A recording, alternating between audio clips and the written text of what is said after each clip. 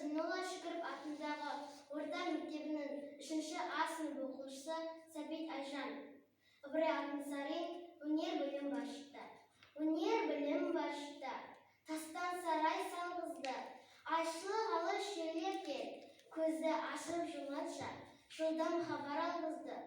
Аты жоқ қор арбаны мың шақырым жерлерге күн жарында барғызды.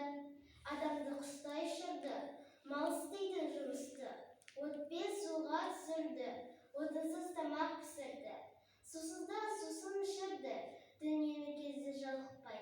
Білгендері осылар, бәрі де қанықтай, білмегенге танықтай. Бізде бекер жатпалық, осыларға таныспай. Ат өнері білінбес, бәйгеге түсіп жаспай.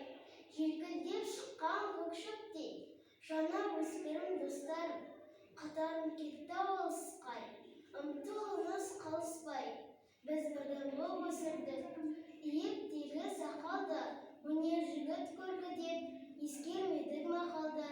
Біз болмасақ сіз барсыз, үміт екен достарым, сіздерге бердім батамды.